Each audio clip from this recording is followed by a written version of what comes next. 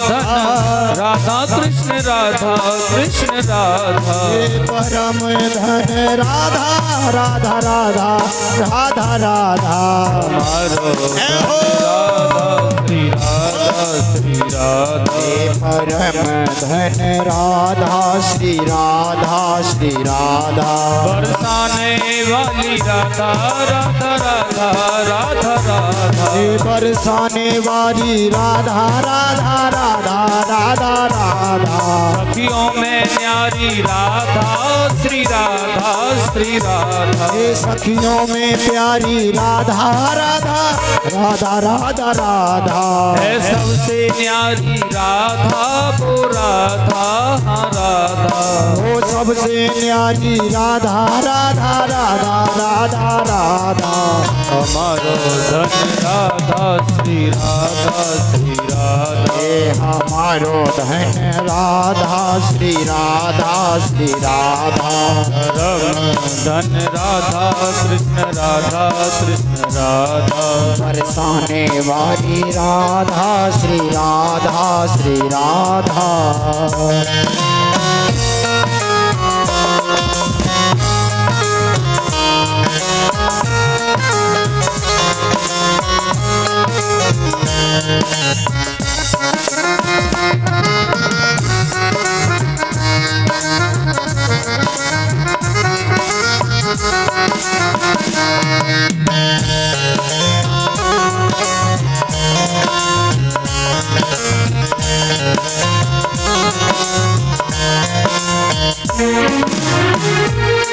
बोलो तुम राधा राधा राधा।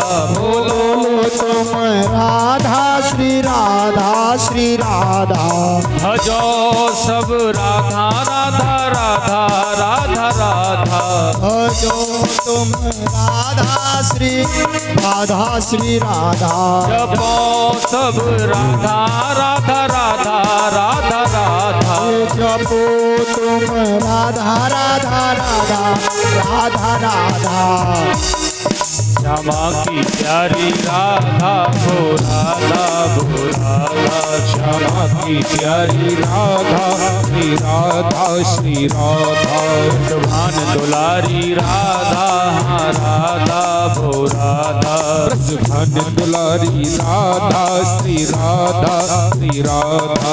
हमारो धन राधा श्री राधा श्री राधा। हमारो धन राधा श्री राधा श्री राधा। हमारो धन राधा श्री राधा श्री राधा। हमारो धन राधा श्री राधा श्री राधा। हमारो मन राधा श्री राधा श्री राधा। हमारो मन राधा श्री राधा श्री राधा। हमारो धन राधा श्री राधा श्री राधा। बोलेंगे गोविंद भगवान की जय।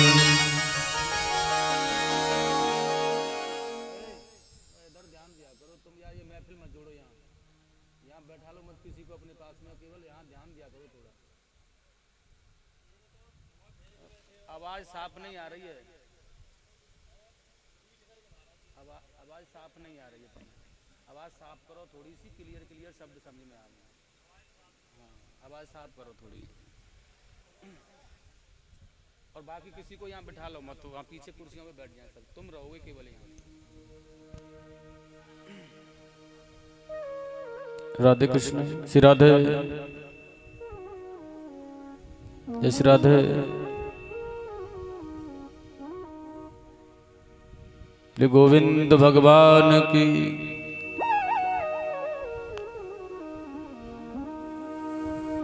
वृंदावन बिहारी लाल की जय। आज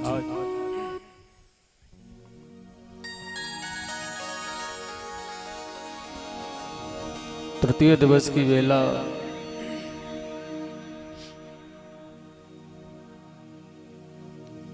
भगवान की कथा में आप प्रवेश कर रहे हैं। मामुनि सुखदेव जी ने राजा परीक्षित को बड़ा सुंदर बताया है। राजन, ये ध्रुव जी की वंश में आगे अंग नाम के राजा हुए और उसके बाद में बैन नाम का राजा हुआ जो बहुत बड़ा अत्याचारी था।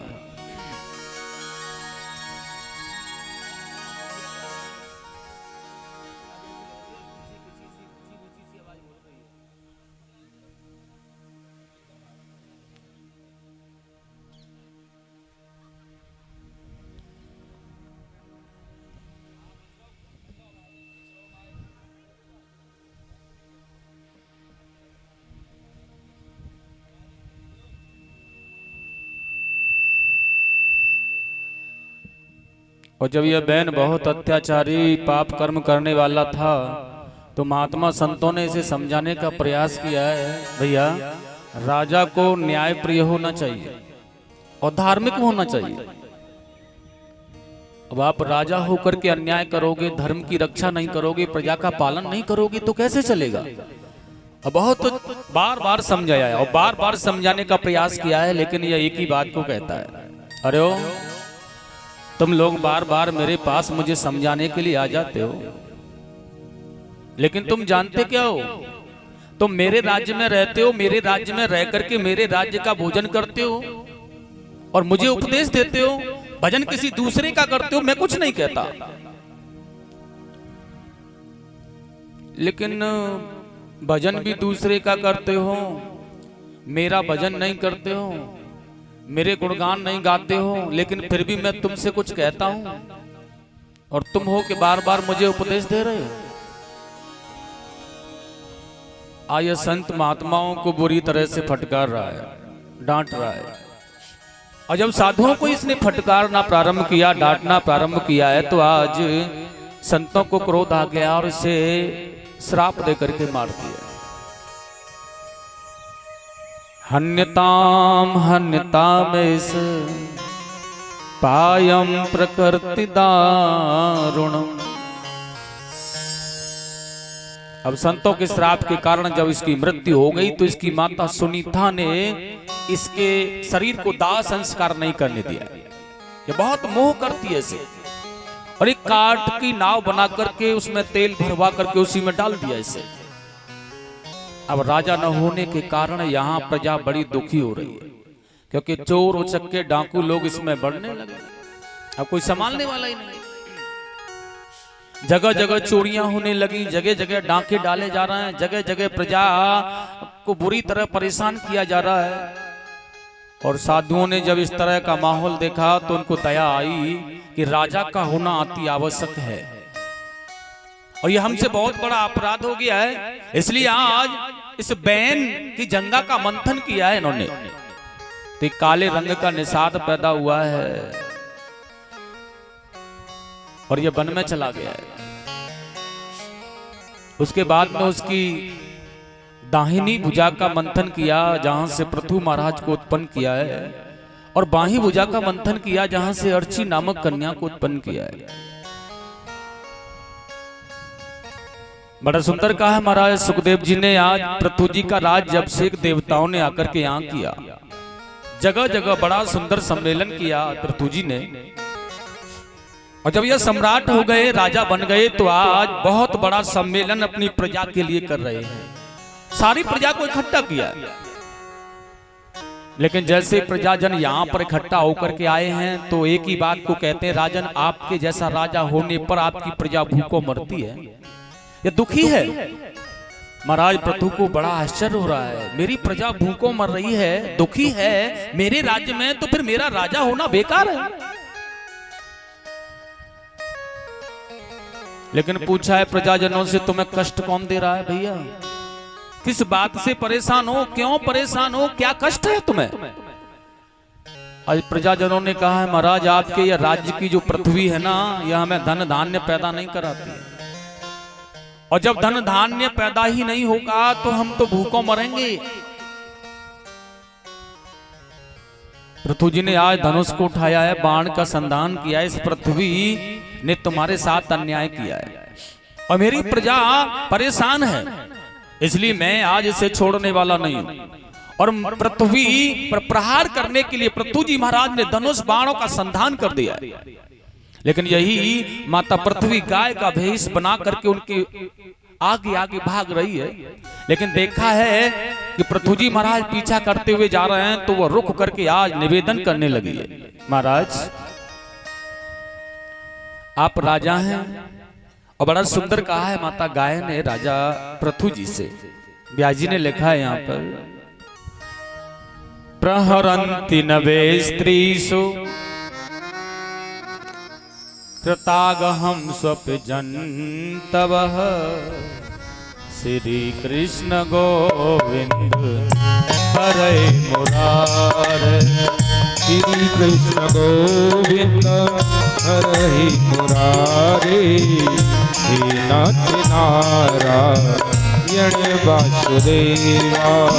किमुत्तम द्वधा राजन करुणा दीनवत सला श्री कृष्ण गोविंद हरे मुरारे। श्री कृष्ण गोविंद हरे मुरारे। हे नाथ नारायण वासुदेवा। श्री कृष्ण गोविंद हरे मुरारे। हे नाथ नारायण वासुदेवा। श्री कृष्ण गोविंद हरे मुरारे। हे नाथ नारायण वासुदेवा। मैं आपकी शरण में आई हूं राजा, और आप राजा हैं।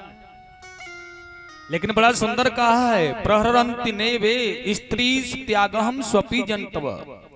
एक साधारण व्यक्ति भी स्त्री पर प्रहार नहीं करता, नारी पर प्रहार नहीं करता है, ऐसा शास्त्र कह रहा है।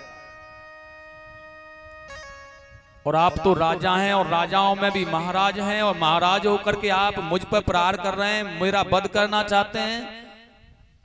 यह न्याय, यह कहां का न्याय है आपका? जबकि एक छोटा सा मनुष्य, साधारण सा मनुष्य भी स्त्री पर प्रहार करने का अधिकारी नहीं है। माता पृथ्वी गाय के भेष में आज राजा पृथु को कह रही हैं, तो राजा पृथु ने कहा है, देवी राजा का सबसे बड़ा कर्तव्य होता है अपनी प्रजा की सुरक्षा करना। और जो राजा अपनी प्रजा की सेवा, अपनी प्रजा की सुरक्षा नहीं कर सकता है, वह राजा होने का अधिकारी नहीं है। सोचिए नृप जेहि नीति न जाना, जाहिन प्रजा प्रिय प्राण समाना। जिस राजा को प्राणों के समान प्रजा प्यारी नहीं लगती, वह राजा राज्य करने का अधिकारी नहीं है, वह राज्य करने के योग्य नहीं है। और तुमने मेरी प्रजा को कष्ट दिया है, इसलिए जो प्रजा का शत्रु है वह मेरा शत्रु है। इसलिए शत्रु का वध करने में राजा को कोई पाप नहीं लगता है। लेकिन माता पृथ्वी ने कहा, मैं एक नारी हूं, एक अबला हूं, आप मुझ पर प्रहार करेंगे?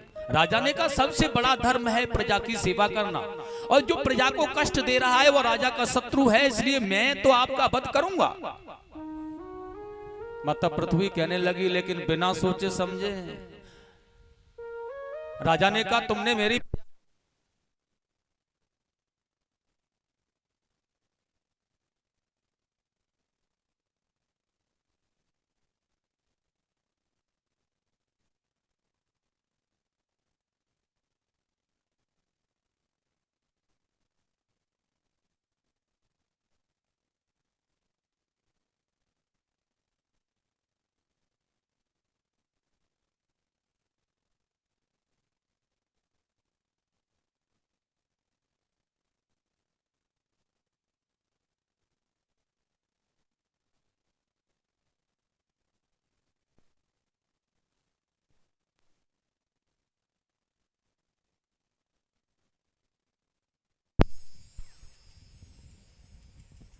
चिरा दे।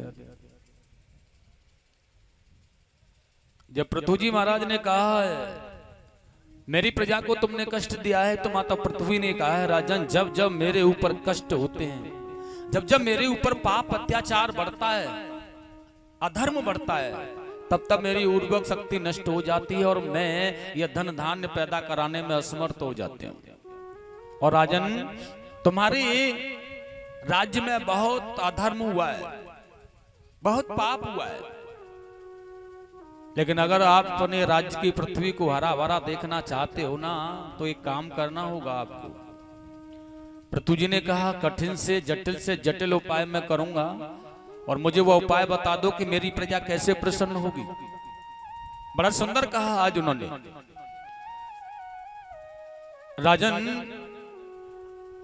बछड़ा बर्तन ग्वाल बाल धन धान्य का दोहन आप करें। पृथ्वी का जब दोहन आप करेंगे गाय रूप में, तो यह पृथ्वी तुम्हारी पुनः हरी भरी हो जाएगी।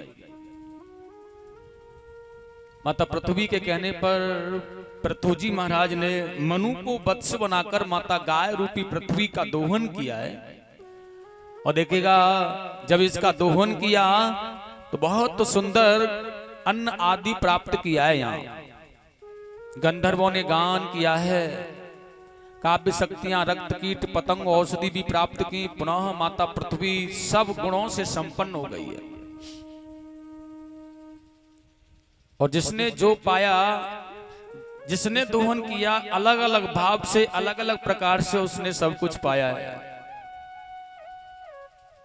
यह माता गाय श्रद्धामयी है। देखिएगा, यह गाय का जो स्वरूप है ना, यह माता पृथ्वी का ही दूसरा रूप है गाय, जो हमारा पालन करने वाली है।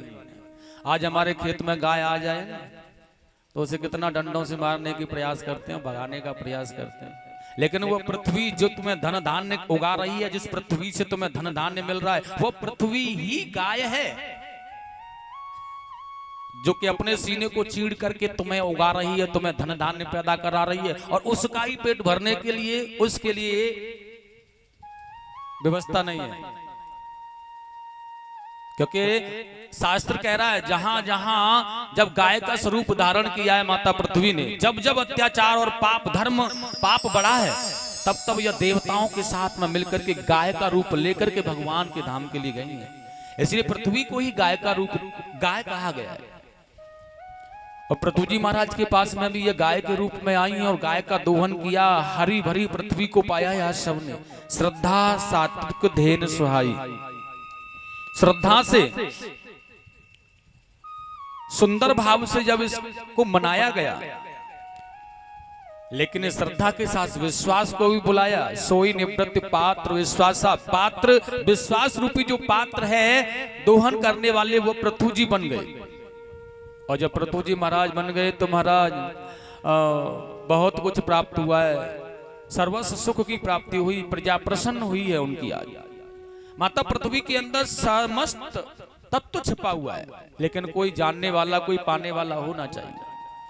तुलसीदास जी ने बड़ा सुंदर कहा है, सकल पदार्थ एहि जग माही, कर्महीन नर पावत नहीं।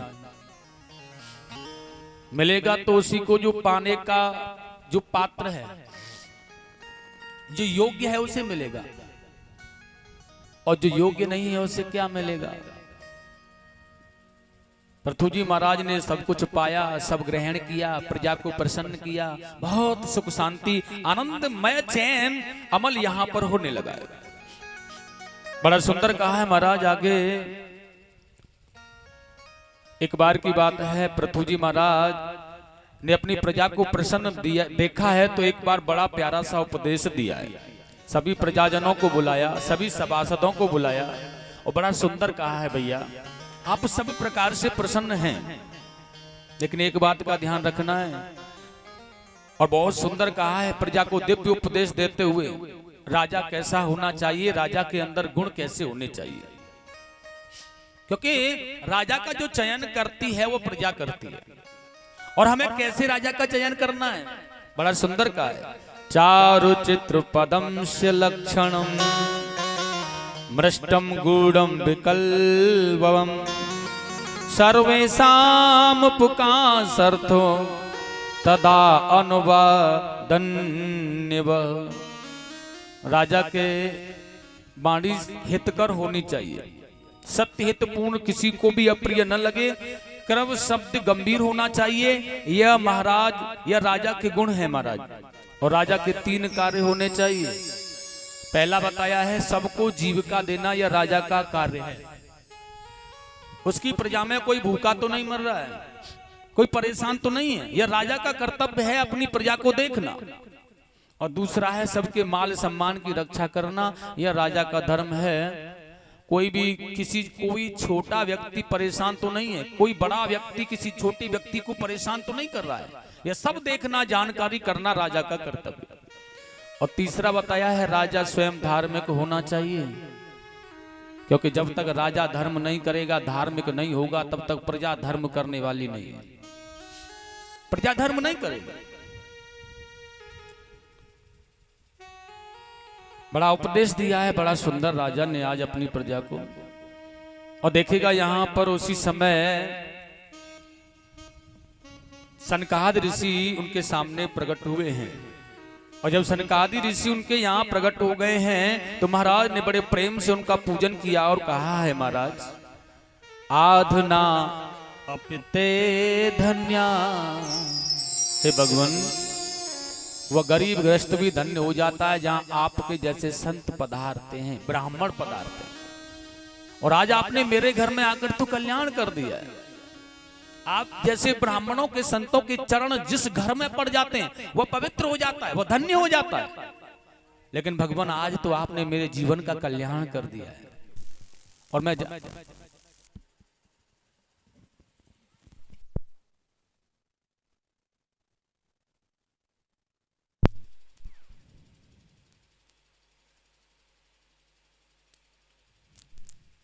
बोली वृंदावन बिहारी लाल की। और उसके बाद में तो केवल एक ही बात है,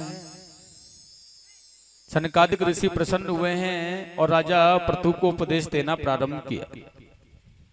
राजा ने ये इंद्रियां प्राय विषयों में स्वाद लेती हैं, अतः इन्हें भगवान में लगाए रखना चाहिए, कल्याण होगा।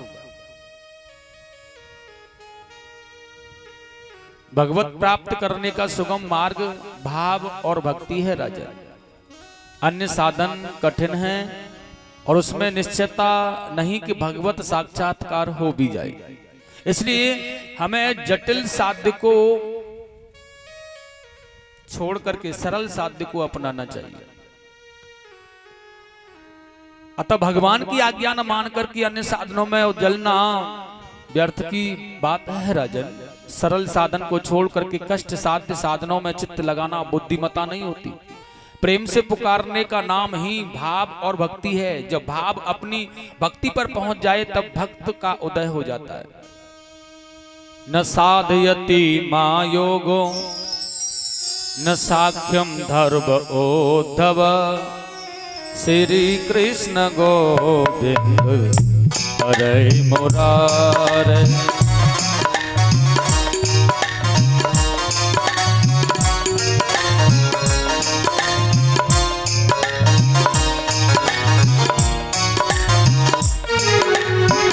स्वाध्याय तपस् त्यागो यथा भक्ति विमूर्जित श्री कृष्ण गोविंद हरे मुरारे। श्री कृष्ण गोविंद हरे मुरारे। हे नाथ नारायण वासुदेवा। गोविंद बोलो प्यारे गोपाल बोलो, राधा रमण हरि गोविंद बोलो।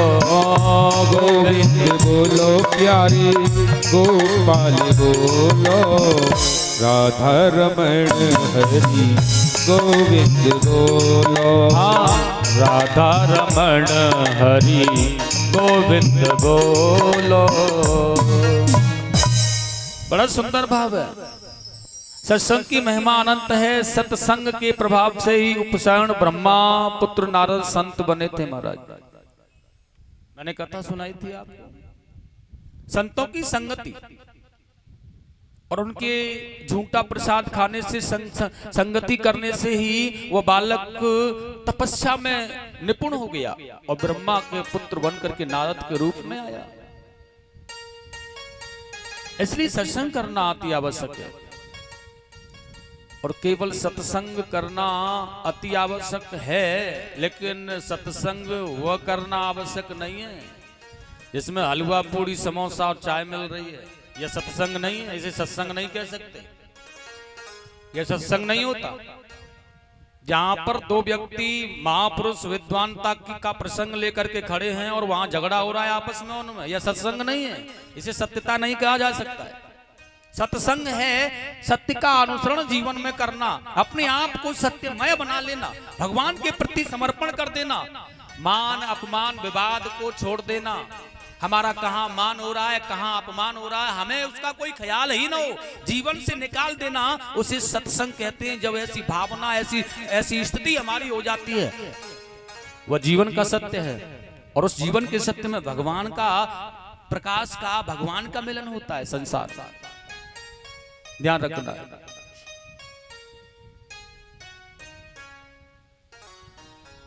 और सत्य के सहारे पर कलह करना, झगड़ा करना, लड़ना, मरना, यह कोई सत्संग थोड़ी हो सकता है। इसे सत्संग कैसे कहा जाएगा? आनंद भर जीवन में अपने प्रभु की प्रेरणा को जागृत करो, और जो जैसा जानता है वो वैसा कहो। लेकिन वहां झगड़ा कर देना, तू कहां से क्या कह रहा है, कहां से लाया है, कहां से निखारा है, कहां देखा तूने, यह बेकार की बात है सभी। यह सत्संग नहीं होता है। सत्संग तो केवल प्रेम का आधार है, प्रभु को पाने का आधार है। और जहां प्रभु को पाने का भाव ही न हो, भक्ति ही न हो, त्याग ही न हो, समर्पण ही न हो, तो वह सत्संग कैसे हो सकता है?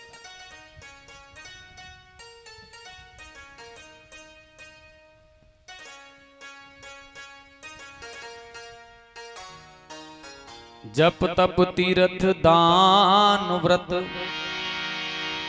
जोग यज्ञ आचार, भगवत भक्ति अनन्य बिन जीव भ्रमित संसार। यह भटक रहा है जीव संसार में, बस घूम रहा है और इसे वो मिल नहीं पा रहा जिसकी खोज कर रहा है, क्योंकि अंदर को भावमय भाव भरा है। निश्चलता प्रेम नहीं उमड़ा है, प्रेम की भावना नहीं है। और जिस दिन तेरे अंदर प्रेम हो जाएगा, सरलता का साध्य तू बन जाएगा, तब ठाकुर जी तुझे अपना लेंगे, फिर छोड़ने वाले नहीं। वो कहते हैं मैं अपना लेता हूँ, लेकिन जब तक सोने की तरह इसे तपा करके निखार नहीं देता, तब तक तो अपनाता नहीं हूँ। और जब मेरा यह बन जाता है तो फिर इसे कभी छोड़ता नहीं हूँ। इसलिए उनका बनना है तो अपने आप को तपाना पड़ेगा, मंथन करना पड़ेगा। और जब मंथन के आनंदमय भाव से माखन प्रकट हो जाएगा, कोमल हृदय बन जाएगा, मन पवित्र हो जाएगा, तो भगवान उसे ग्रहण कर लेंगे, अपना लेंगे उसे। ऐसा सनकादिक ऋषियों ने बड़ा सुंदर उपदेश राजा पृथु जी को दिया है और उसके जीवन का कल्याण कर दिया। राजन, एक बार की बात है, एक काला कीट एक गाड़ी की बनाई लीक पर चला जा रहा था और पीछे से गाड़ी आ रही थी।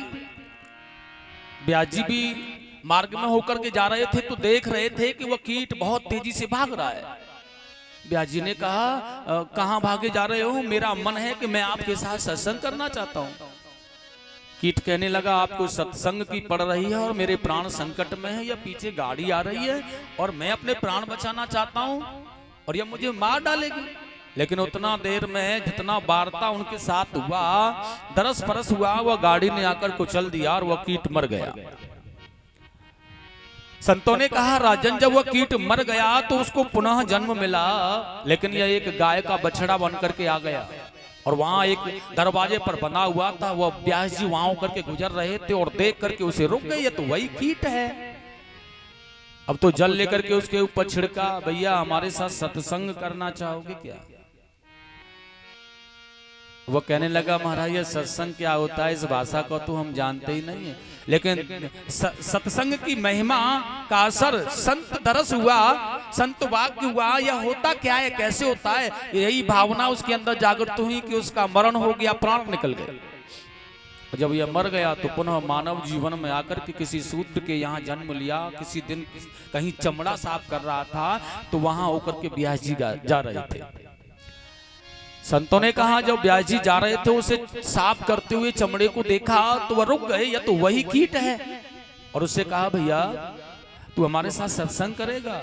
उसने कहा महाराज जी हमारे पास सत्संग के लिए फुर्सत कहाँ है, हम तो यहाँ अपना कार्य करने के लिए बैठे हैं, अब आगे जाओ कहीं सत्संग करना है तो।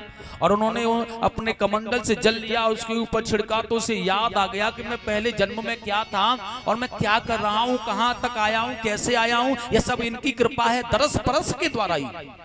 और आज देखेगा वो फिर प्राणों को छोड़ करके चला गया, लेकिन पुनः उसे जन्म मिला तो यह बहुत सुंदर किसी ब्राह्मण के यहाँ पर जन्म लेकर के आ गया है। लेकिन कथावाचक हो गया, किसी घर में सत्यनारायण की कथा कर रहा था, दृष्टि का दोष था इसलिए कोढ़ी बन गया। अब कथा पढ़ रहे थे भगवान की कहीं, और किसी घर में जब कथा पूरी हो गई व्यास जी गुजर रहे थे, उन्होंने देखा यह तो वही है। वहां आराम से बैठ गए, कथा को सुना। कथा पूरा होने के बाद सभी लोग चले गए, व्यास जी बैठे रहे। और व्यास जी ने कहा सुनो पंडित जी थोड़ा आपसे सत्संग करना है हमें। पंडित जी ने कहा इतनी देर से यहाँ क्या चल रहा था, ये सत्संग नहीं तो क्या था? अरे ये भगवान की कथा ही तो थी, अब समय कहाँ है? और टोसा बांध करके जाने लगे, लेकिन व्यास जी ने अपने कमंडल से जल लेकर के उनके ऊपर छिड़क दिया है। और जैसे छिड़काना उन्हें अपने पूर्व जन्मों की याद आ गई कि मैं एक कीट के द्वारा एक गाय का बछड़ा बना, एक मानव बना, और फिर उसके बाद में पंडित बन गया हूँ यहाँ आकर के, लेकिन दृष्टि का दोष होने के कारण मुझे कोढ़ी बनना पड़ा है। आज मेरी जो हालत है यह सब कुछ इनकी कृपा से हुआ है, केवल दरस परस। और अगर मैं इनके साथ सत्संग कर लूंगा तो जीवन कैसा होगा मेरा। उसकी समझ में आया, उसके बुद्धि के विवेक के द्वारा ब्राह्मण तत्व था इसलिए समझ में आया, तो सत्संग की रगड़ उसने प्रारंभ कर दी। और जब सत्संग किया व्यास जी के साथ में तो वह सत्य के संग की पहचान को, परख को जान गया और जीवन को सुधार लिया है। और देखिए बड़ा सुंदर कहा है सौनकादिक ऋषियों ने, राजा पृथु वही वह कीट जो था वही उसके बाद में जब उसे पुनः जन्म मिला तो वह मैत्रेय नाम का मुनि बना, जिसका वर्णन इतिहास पुराणों में गाया गया है। एक कीट से एक मैत्रेय नाम का एक ऋषि, एक मुनि बनकर के आने वाला व्यक्ति केवल सत्संग की महिमा के द्वारा आया। यह होता है सत्य का संग, सत्य का अनुसरण, सत्संग की महिमा। बड़ा सुंदर भाव राजा ने पूजन किया है संतों का, बहुत सुंदर, बड़े आनंद भाव से। महाराज मेरे मन में एक ही भावना है, बस मैं केवल भगवान की हरि चर्चाओं का गान सुनता रहूं। तो जहां जहां पर भी ऋषि मुनि गण संत भगवान के भक्त गण ब्राह्मण भगवान की कथाओं को कह रहे हैं ना, वह सभी मैं बहुत से कानों के द्वारा, कान इंद्रियों के द्वारा श्रवण करता रहूं, ऐसा मुझे वरदान देता है। ऋषियों ने कहा तथास्तु भैया, जब ऐसी भावना तुम्हारे अंदर है तो भगवान तुम्हारा कल्याण करेंगे। और यह चले गए। यही पृथु जी महाराज ने बहुत अच्छी प्रीति से राज्य का संचालन किया है। अश्वमेघ यज्ञ भी इन्होंने करना चाहा, लेकिन इंद्र इनके अश्व को चुरा ले जाता है। इनके पुत्र बृजताश्व ने कई बार उसे वहां लाकर चुराए हुए अश्व को ढूंढ करके लाया है, लेकिन यह बार बार इंद्र उस अश्व को चुरा लेता है। तो इन्होंने इंद्र को मारने का संकल्प कर लिया, लेकिन भगवान सर्वेश्वर यहाँ पर प्रकट होकर के आ गए। जिस यज्ञ की प्राप्ति से जो फल मिलता है राजन, वो फल मैं तुम्हें प्रदान करता हूँ। इसलिए यह 99 यज्ञ रहने दो, आप 100वां यज्ञ मत करो। अगर इंद्र का मन नहीं है तो वह उस यज्ञ को वहीं विराम कराया है और पुण्य फल की प्राप्ति को कराया। और देखिएगा बहुत अच्छी तरह से आज इंद्र ने क्षमा मांगी है पृथु जी से। भगवान की सेवा के उपासक बनकर के, धर्म रक्षक बनकर के, बड़ी सुंदर कथाओं को श्रवण करने वाले पृथु जी महाराज अनेकों करोड़ों कानों के द्वारा दिव्य आनंद की प्राप्ति कर मुक्ति के धाम में भगवान के श्री धाम के लिए चले गए। प्रेम से बोलेंगे गोविंद भगवान की जय हो। स्वामी सुखदेव जी ने कहा राजा परीक्षित, उत्तानपाद महाराज के दूसरे पुत्र थे जिनका नाम था प्रियव्रत। ये बहुत ही बड़े भागवत आत्माराम थे। प्रियवतो भागवत आत्मा रामम कथम मुने ग्रहे रमतम यन्मूलः कर्म बंधः पराभव। परीक्षित जी ने पूछा है, ये प्रियवत बड़े भागवत भक्त थे, आत्माराम भी थे, लेकिन उनकी गृहस्थ आश्रम में रुचि कैसे हुई? अब सुखदेव स्वामी ने बताया, राजन संसार में जैसे व्यक्ति के पास में पहुंच जाओगे वैसी दवा मिल जाएगी। झाड़ फूक वाले के पास चले जाओ तो वो राग झाड़ फूक दे देगा, कर देगा। डॉक्टर के पास चले जाओ तो इंजेक्शन दवा बांध देगा। जैसे व्यक्ति के पास जाओगे वैसी दवा मिलेगी।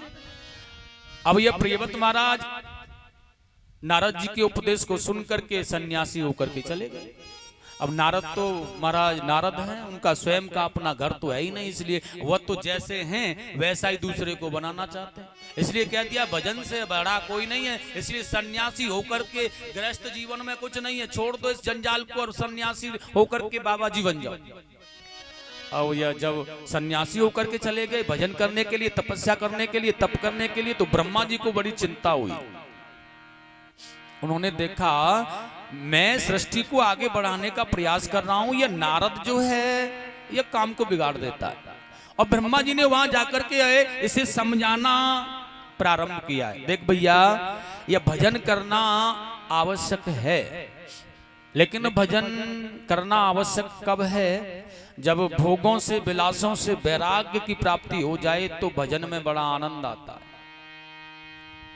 और बड़ा सुंदर कहा है आज, सबसे पहले गृहस्थ आश्रम में जाकर के अपने गृहस्थ जीवन का पालन करो, और उसी परिवार में, उसी गृहस्थ आश्रम में पत्नी बच्चे परिवार के साथ रह करके अपनी जिम्मेदारियों को निभाते निभाते अपने आप को जितेंद्रिय बनाने की कोशिश करो।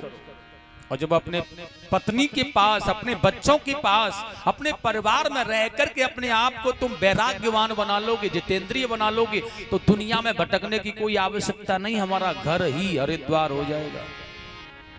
और बड़ा सुंदर कहा है, राजन योगी के लिए घर पर बैठकर भजन करने में भी कोई डर नहीं है, और जो भोगी है ना वह कंदराओं में जाकर छिप जाए ना, वहां भी उसके लिए भय ही भय है, अगर भोगी है तो, विलासी है तो।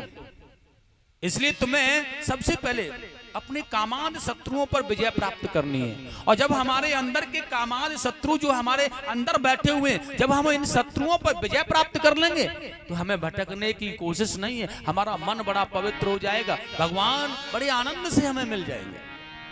अब तो जब ऐसा सुना ब्रह्मा जी की वाणी को, तो प्रियव्रत जी ने आज बहुत सुंदर विवाह किया है महाराज।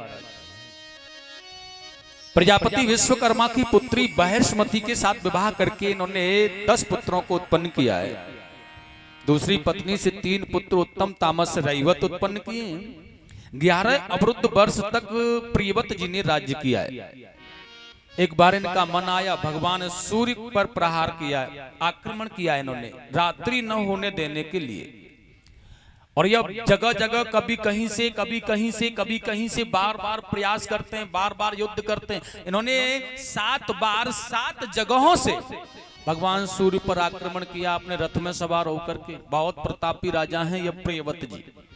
लेकिन मनु जी ने, ब्रह्मा जी ने इन्हें समझाया है, भैया यह करने से कोई लाभ नहीं मिलेगा तुम्हें, और ऐसा असंभव है जो तुम करना चाह रहे हो। तो उन्होंने युद्ध को विराम दे दिया है, फिर युद्ध नहीं किया। लेकिन जिस आधार से इन्होंने युद्ध किया, उसी रथ के पहियों की खाइयों से इन्होंने 7 द्वीपों की रचना की और अपने 7 पुत्रों को उनका अधिपति बना दिया है।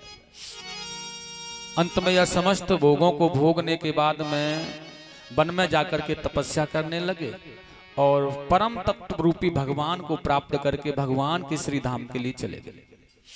आगे इसी वंश में आनीक्ष नाम के इनके पुत्र हुए हैं, और उसके बाद में उनके द्वारा नाभि से मेरु देवी से ऋषभ देव जी को उत्पन्न किया। यह भगवान के अवतार हैं। प्रेम से बोलेंगे ऋषभ देव भगवान की जय हो। इनके यहाँ पर 100 पुत्र हुए महाराज। यहाँ से अंक अक्षर लिखना, खाना पीना, पहनना, यह सब प्रारंभ किया गया है भगवान ऋषभ देव के आधार से। और एक बार इन्होंने बहुत अच्छी प्रकार से समस्त भोगों को भोगने के बाद में अपने पुत्रों को लायक जाना, तो देखिएगा भरत जी को राज्य दिया है और यह भरत को राज्य दे करके वन में चले गए। लेकिन बहुत बड़े विद्वान हैं, यह बहुत बड़े जानकार है, यह ज्योतिष के लिए, इसलिए यह कुछ करना भी चाहते हैं ना, अगर पागलों की भांति रहना चाहते हैं तो लोग इनमें ईंट पत्थर मारते हैं, और अगर कोई ज्योतिष या कुछ ज्ञान की चर्चा करना चाहते हैं तो लोग भीड़ लगा करके इकट्ठे हो जाते हैं। बड़े अच्छे महात्मा हैं, बड़ा अच्छा ज्ञान दे रहे हैं, बड़ा अच्छा हाथ देख लेते हैं, बड़ी अच्छी जानकारी है इनको तो, लेकिन चैन कहीं नहीं है, किसी भी स्थिति में चैन नहीं है। इसलिए इन्होंने समस्त तत्व को छोड़ करके पहनना, वस्त्र भी पहनना, खाना पीना सब छोड़ दिया है और निरंतर केवल निर्मल भक्ति कर रहे हैं। और एक बार जंगल में बांसों के संघर्षण से आग लगने पर इन्होंने अपनी दैहिक लीला को वहां समाप्त कर दिया और यह भगवान के परम धाम के लिए चले गए। प्रेम से बोलेंगे वृंदावन बिहारी लाल की जय हो। भरत जी महाराज ने राज्य का संचालन बहुत प्रीति से किया है और बड़ा सुंदर कहा है महाराज यहाँ पर, भरतस्सु महाभागवतो यदा भगवता बन तल पर पालनाय। अपनी प्रजा को बहुत अच्छी प्रीति से इन्होंने राज्य का संचालन किया। स्वामी सुखदेव जी ने कहा है, राजा परीक्षित, यह भरत नाम के जितने भी राजा हुए हैं ना, यह बड़े प्रतापी और बड़े आनंदमय हुए हैं, और यह हमारा जो खंड है, हमारा देश है ना, यह भरत नाम के महान प्रतापी राजाओं की सद्भावनाओं के, सद आचार, सद विचारों के कारण ही इस देश का नाम भारत पड़ा है। बहुत ही पावन है यह भरत, चाहे वह शकुंतला पुत्र भरत हैं, चाहे वह ऋषभदेव पुत्र भरत हैं, और चाहे वह दशरथ पुत्र भरत है। यह बिल्कुल आनंदमग्न है, प्रजा का पालन पोषण भरण बड़ा आनंदमय भाव से इन्होंने किया है। और देखिए उसके बाद में ये अपने पुत्रों को राज्य बांटने के बाद ये अपने पुत्र सुमति को राज्य दे करके गए और जंगल में जाकर के भजन करने लगे। पुलाश्रम में गंडकी नदी के किनारे एक आश्रम बनाया और वहीं ये भगवान का भजन करते। सुखदेव स्वामी ने कहा, निरंतर भजन में वृद्धि बढ़ रही है आज इनकी, और जब भजन में वृद्धि बढ़ती रही तो एक दिन यह नदी में तर्पण कर रहे थे कि वहां इन्होंने एक दृश्य देखा, एक सिंह एक जंगल में दहाड़ता हुआ नदी की ओर आ रहा है और वहीं एक हिरनी जलपान करने के लिए आई है, लेकिन वह हिरनी गर्भवती है, उसका प्रसव काल भी नजदीक आ गया है, लेकिन बेचारी यह घबरा रही है और बड़ी बेचैन हो रही है। जलपान करते करते मन में ख्याल आ रहा है कि मैं अपने प्राण और अपने पुत्र के प्राणों को कैसे बचाऊं, लेकिन कोशिश की है अगर इधर चली जाती हूं तो यह सिंह मार डालेगा, मैं तो मरूंगी लेकिन मेरा पुत्र भी मर जाएगा। इसलिए कोशिश की है और कोशिश में उसने नदी में छलांग लगा दी है और छलांग लगाया, जैसे ही आज उसका प्रसव खिसक गया, वह नवजात शिशु जल में बहने लगा है, लेकिन बेचारी हिरनी मर गई। अब यह भरत जी देख रहे हैं, यह बालक जो मृग शावक है, हिरनी का बालक है, यह मृग जल में बह करके जा रहा है और अगर इसे निकाला नहीं गया, बचाया नहीं गया तो यह मर जाएगा। लेकिन आज मन का अहम जागृत हो गया है और वह बार बार यही प्रेरणा दे रहा है, सुनो यह मर जाएगा, इसे निकाल लो, अगर यह तुम्हारे होते हुए मर गया तो इसका पाप तुम्हें लगेगा। लेकिन बुद्धि कह रही है, सुनो अगर इसे निकाल करके आश्रम में ले गए ना तो यह मोह का बंधन बन जाएगा, फिर भजन नहीं कर पाओगे। लेकिन मन फिर से एकदम काबू करने लगा, अहमता दिखाने लगा, सुनो पागल मत बनो, यह नन्हा सा बालक बेसहारा है, इसका कोई सुरक्षा करने वाला नहीं, और यह ऐसे ही बहता हुआ चला गया, प्राण त्याग देगा, और तुम्हारे सामने अगर इसके प्राण निकल गए तो इसकी जिम्मेदारी, इसका पाप तुम्हें लगेगा। शरण गए प्रभु ताहे न त्यागा, विश्व द्रोह कृत अगजेह लगा। यह शरण में आया हुआ है और तुम्हारी शरण में आने पर भी तुमने अगर इसकी रक्षा नहीं की, सुरक्षा नहीं की, तो बेकार है यह जीवन, सब किया हुआ सब बेकार हो जाएगा। भरत जी के मन में भी आ गया, हम क्षत्रिय हैं और क्षत्रियों का धर्म होता है शरण में आए हुए की रक्षा करना। इसलिए इस मृग शावक को बचा करके जल से बाहर ले आए। और सज्जनों जब जल से बाहर लेकर के आ गए तो उसे खिलाना पिलाना, उसकी व्यवस्था करना, नहलाना, वस्त्र पहनाना, जाड़ा पड़ता है तो बहुत अच्छी तरह से उसकी देखभाल करते हैं। यह मृग के बालक की अपने पुत्र की तरह स्नेह। लेकिन अब एक बात और ध्यान रखनी है, 4 टाइम उसका जब ख्याल रखते हैं तो भजन की जो माला करते थे वह कम होने लगी, जो मन था वो भजन में कम लगने लगा और मृग शावक में बढ़ने लगा है। और ज्यादा जो समय था अब वह धीरे धीरे धीरे धीरे भजन से कम करते आए और मृग शावक में आसक्त होते आए। एक दिन ऐसा हो गया कि केवल मृग शावक में आसक्त रह गए और भजन छूट गया। और साथियों जब भजन छूट गया, मृग शावक में आसक्त हो गए, एक दिन एक बहुत सा मृगों का टोल उस आश्रम पर आ गया। स्वामी सुखदेव जी ने कहा जब इस मृग बालक ने जवान जब यह हो गया तो इसने देखा कि यह मेरा परिवार मेरे जैसा है, यह मेरा परिवार है और मेरा परिवार जब मुझे मिल गया है तो मुझे इनके साथ में चले जाना चाहिए। और यही सोच कर कि वह मृग शावक उस मृगों के टोल में मिल करके चला गया। लेकिन जब यह चला गया तो वही भरत जी के मन में ख्याल आ रहा है बार बार, यह क्यों चला गया मुझे छोड़ करके, मैंने क्या इसकी सेवा में कमी की थी, कितनी अच्छी तरह से पाला पोसा बड़ा किया और अब तो केवल इतनी आसक्ति बढ़ गई थी कि पड़ गए खटिया पर, बस मृग शावक मृग शावक मृग शावक। उसमें इतनी आसक्ति हो गई कि मृग शावक में आसक्ति होते होते ही प्राण निकल गए। गोविंदाय नमो। अंत काले च मामे विस्मरण मुक्त्वा कलेवरम। भगवान कृष्ण कह रहे हैं गीता में अर्जुन से, अर्जुन जो अंत समय पर मेरा स्मरण करके ध्यान छोड़ता है, प्राण छोड़ता है, वह मेरे श्री धाम के लिए जाता है। और जो अंत समय पर जिस जड़ वस्तु में जहां अपना ध्यान केंद्रित कर लेता है, छोड़ देता है, वहीं प्राणों को वह उसी योनि को प्राप्त हो जाता है। लेकिन महाराज बड़ा सुंदर कहा है, यह जीवन का जो समय है बड़ा विचित्र है।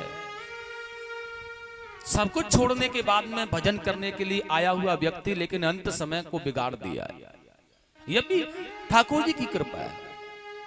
क्षण भंगुर जीवन की कलिका, फल प्रात को जान खिली न खिली। बस यही इंतजार रहता है महाराज, कोई बात नहीं है, भजन करने के लिए तो बहुत समय कर लेंगे। लेकिन सुनो, भरत जैसे महामुनि भी अपने समय को नहीं देख पाए। हमारी तो बात ही क्या है, भरत जैसे महामुनि जो कि बहुत बड़े सम्राट पद के राजा थे, सब कुछ छोड़ने के बाद भजन ही करने आए, लेकिन अंत समय पर भी मोह उत्पन्न हो गया। उस मोह के कारण बिगड़ गया भाव। क्षण भंगुर जीवन की कलिका, फल प्रात को जान खिली न खिली। मलयाचल की सींचल सुचमंद, सुगंध समीर मिली न मिली। और भैया कल काल कुठार लिए फिरता, जन्म लेकर के आए हो, बड़े अच्छे घर में जन्म लिया है, अब बड़े होंगे, बड़ी अच्छा व्यवसाय करेंगे, बहुत धनवान होंगे हम। लेकिन सुनो, जब जन्म लेकर के आए थे तो वह काल भी तुम्हारे साथ ही आया था जन्म लेकर तुम्हारे लिए। जब जिस दिन तुमने जन्म लिया वह काल भी तुम्हारे साथ ही था, तुम्हारे सर पर मंडरा रहा है, कब जाकर के टपक जाए। कल काल कुठार लिए फिरता, तन नम्र है चोट झिली न झिली। भजले हर नाम अरी रसना, तू अंत समय पहली नहली। यह पैर तेरे अंत समय पर शायद है कि भगवत पांडाल तक आ पाएंगे, कोई पता नहीं है। यह वाणी तेरा स्मरण कर पाएगी, कोई पता नहीं। यह शरीर चल पाएगा, हिल पाएगा, कोई पता नहीं। जिस अंत समय के इंतजार में तू बैठा है उस अंत समय पर कुछ नहीं कर सकेगा, कुछ भी तुझसे हो नहीं सकेगा, ऐसा मुझे भाषित हो रहा है। इसलिए आज और अभी तुझे समय मिल गया तो लग जा, आज ही लग जा, अभी लग जा। बड़ा सुंदर कहा है महाराज, बड़ा आनंद है। राम नाम के हीरे मोती, मैं बिखराऊं गली गली, ले लो रे कोई राम का प्यारा, शोर मचाऊं गली गली। राम नाम के हीरे मोती मैं बिखराऊं गली गली, ले लो रे कोई राम का प्यारा, और बचाऊं गली गली। राम नाम के हीरे मोती मैं बिखराऊं गली गली, ले लो रे कोई राम का प्यारा, शोर मचाऊं गली गली। कोई राम का प्यारा, शोर मचाऊं गली गली। हरि बोल।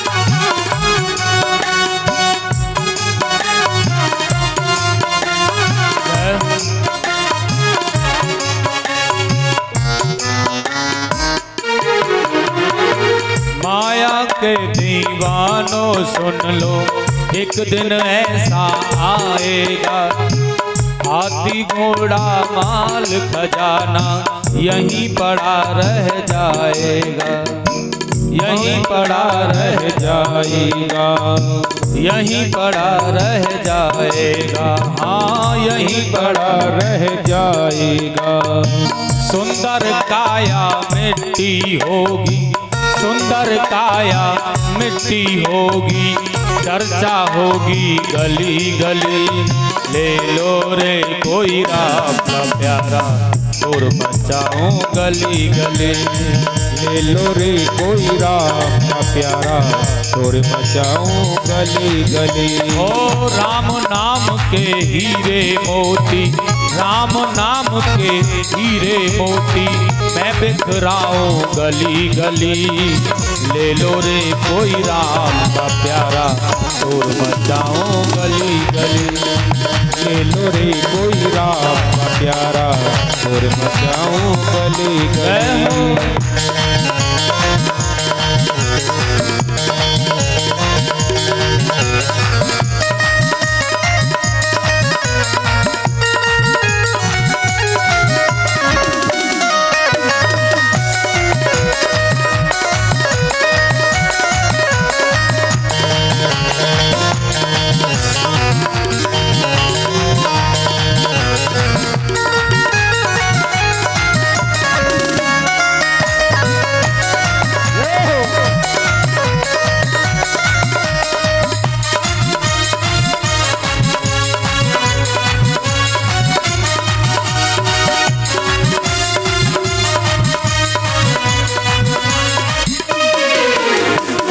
दुनिया को तू बंदे कब तक मैं कहता जाएगा, ईश्वर को तू भूल गया है, अंत समय पछताएगा। अंत समय पछताएगा, अंत समय पछताएगा। दुनिया को तू बंदे कब तक मैं कहता जाएगा, ईश्वर को तू भूल गया है, अंत समय पछताएगा। अंत समय पछताएगा, अंत समय पछताएगा। और 2 दिन का ये चमन खिला है, 2 दिन का ये चमन खिला है, फिर मुरझाए कली कली, ले लो रे कोई राम का प्यारा, शोर मचाऊं गली गली। ले लो रे कोई राम का प्यारा, शोर मचाऊं गली गली। ले लो रे कोई राम का प्यारा, शोर मचाऊं गली गली। राम नाम के हीरे मोती, राम नाम के हीरे मोती मैं बिखराऊं गली गली। ले लो रे कोई राम का प्यारा, शोर मचाऊं गली गली। ले लो रे कोई राम का प्यारा, शोर मचाऊं गली गली। ले लो रे कोई राम का प्यारा, शोर मचाऊं गली गली।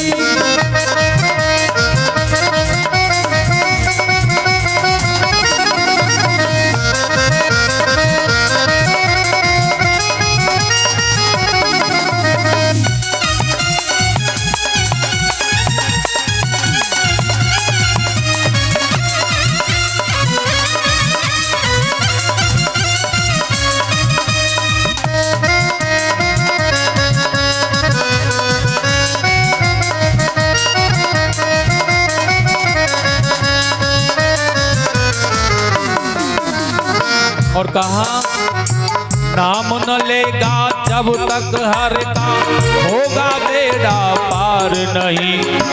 इस दुनिया में आने का तुझे होगा कोई लाभ नहीं, तुझे होगा कोई लाभ नहीं, तुझे होगा कोई लाभ नहीं। हाँ नाम न लेगा जब तक हर का होगा बेड़ा पार नहीं।